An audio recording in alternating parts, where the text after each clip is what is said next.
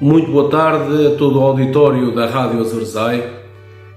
Vamos falar de saúde, mais uma edição deste espaço que tenho aqui convosco de promoção da saúde e do bem-estar. Estamos no mês de junho, mês considerado aqui pela Sociedade Portuguesa de Gastroenterologia o mês da saúde digestiva, o mês em que se assinalam alguns eventos no sentido da promoção da saúde digestiva e então vou dedicar também este mês, uma parte deste mês de junho, também a alguns assuntos relacionados com o nosso aparelho digestivo. E hoje trago-vos o tema, um tema interessante, um tema abordado nos últimos anos, que é a importância do intestino na nossa saúde global. Digamos que o nosso intestino assume aqui um papel como se fosse um segundo cérebro do nosso organismo, e a importância do nosso intestino no funcionamento do organismo de uma forma em geral. Existe ainda uma falta de informação sobre este órgão, o intestino, talvez também por isso é muitas vezes subestimado e passado para segundo plano. Temos efetivamente dois sistemas nervosos a funcionar, são as últimas descobertas da atividade científica, que existem dois sistemas nervosos a funcionar autonomamente no nosso organismo, o sistema nervoso central e um sistema nervoso existente no interior da parede intestinal, com uma vida própria e com um automatismo que se relaciona e que interfere também na nossa saúde global. Vamos ver isto aqui neste espaço. À semelhança de qualquer outro órgão, o intestino também merece aqui a sua atenção, porque percebeu-se nos últimos estudos que determina toda a nossa saúde física e também mental. Uma das preocupações geradas pela pandemia foi a suspensão de milhares de atos médicos, sobretudo atos de promoção da saúde, de rastreios, tendo-se instalado na população o medo de ir ao hospital, o medo de poder estar num espaço com outros doentes infectados com o novo coronavírus, e de um dia para o outro viu-se as salas de espera e algumas unidades hospitalares vazias.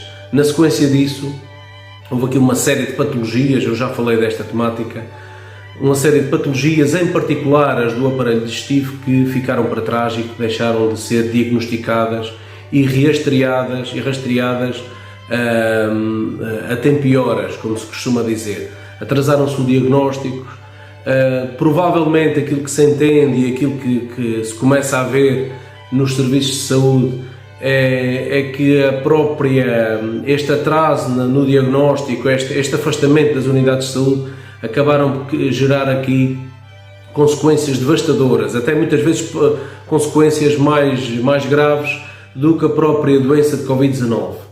Isto porque houve muita falta de vigilância e de rastreios, e surgiram, sobretudo a nível do aparelho digestivo e do intestino, neste caso, bastantes complicações e doenças graves que estão a ser diagnosticadas. O principal objetivo disto e deste espaço aqui que leva até vós é alertar para isto, uma vez que falamos de junho, o mês da saúde digestiva. O objetivo é falarmos destas formas de prevenção, de modo a garantirmos também o equilíbrio do nosso meio interno e sobretudo termos aqui um sistema digestivo e intestinal saudável. Muitas são as evidências científicas que atestam aqui a importância do estômago e da flora intestinal na nossa saúde e sobretudo na nossa saúde física. Já que no aparelho digestivo, nos últimos anos, descobriu-se que existe um sistema nervoso autónomo, como já vos falei.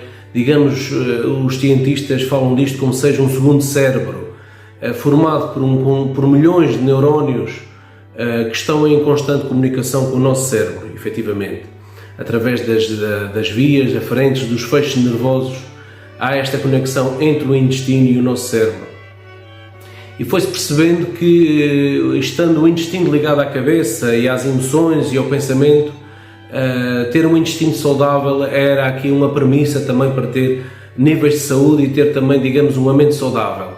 Esta influência que o intestino tem sido falada nos últimos tempos, porque foi-se percebendo que o intestino tem uma influência direta aqui no corpo através de um conjunto de bactérias, de vírus, o chamado microbioma, a flora intestinal, que era muitas vezes conhecida como toda a vida existente no intestino, denominou-se de microbioma ou microbiota intestinal. E trata-se de um sistema ecológico complexo, que vive de uma forma silenciosa quando funciona bem. É uma comunidade invisível, de certo modo, é constituída por um conjunto de micro-organismos, como que eu já acabei de vos falar, de fundo, de bactérias, de veluras, de vírus, que não são patogénicos, ou seja, não provocam doença, porque existem de uma forma integrada no intestino e são fundamentais. E foi-se percebendo que quando melhor tratarmos o intestino, melhor temos consequências na nossa saúde.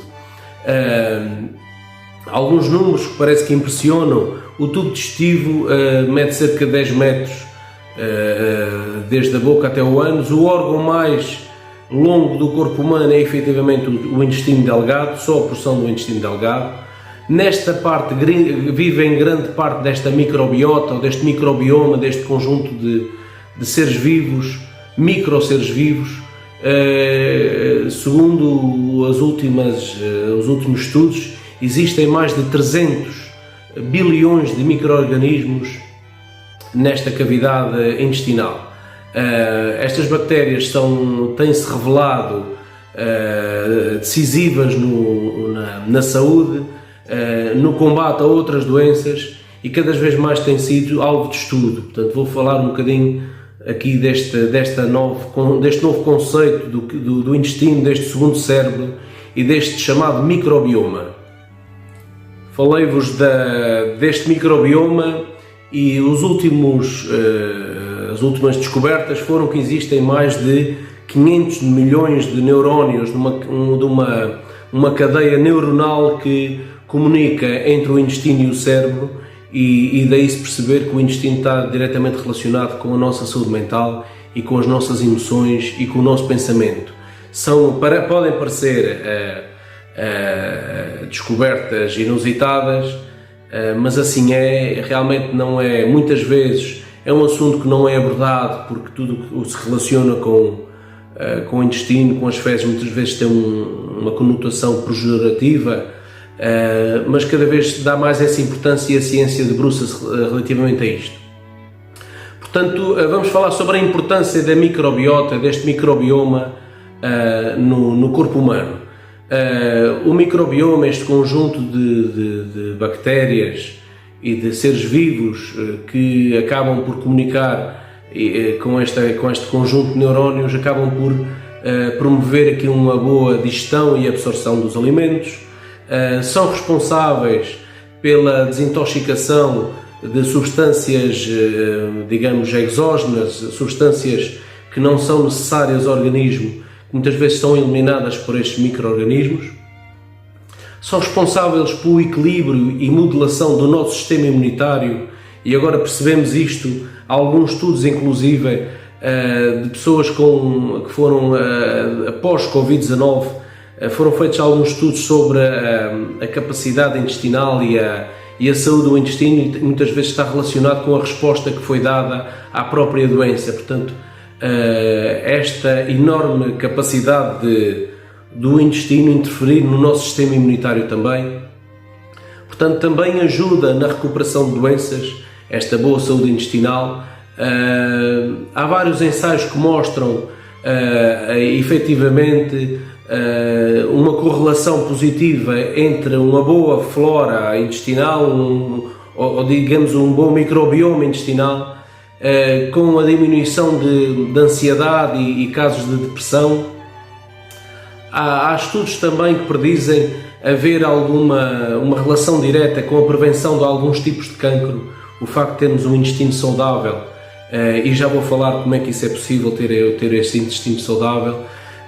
Agora, especificamente no aparelho digestivo, foram estudados alguns tipos de cancro, e percebeu-se que a importância deste microbioma localmente pode prevenir alguns tipos de cancro digestivo e também cancro de outros sistemas. Sabemos que aqui este microbioma, digamos que protege aqui algumas formas de cancro, e é um microbioma que deve ser o mais saudável possível. Há outra situação que é o síndrome de intestino irritável, que grande parte da população, cerca de 5 a 7% da população portuguesa, sofre deste problema. Também pode ser controlado atuando a nível do intestino e daquilo que, pelo menos através da nossa alimentação, já vou falar nisto à frente. Há alguns estudos que predizem também que isto pode ser aqui a chave do tratamento de algumas doenças autoimunes, doenças que o próprio organismo se autoagride a si próprio. Através do tratamento do intestino poderá-se encontrar aqui a fórmula para algum tipo de tratamentos, de resolução de doenças, digamos assim. Ajuda ao tratamento da diabetes, pode também ser a chave para ajudar aqui o tratamento e a prevenção de crianças com autismo. Portanto, são aqui alguns pontos-chave que eu queria passar esta ideia da importância deste microbioma ser bem tratado e ser o mais rico possível, de maneira a poder prevenir doenças.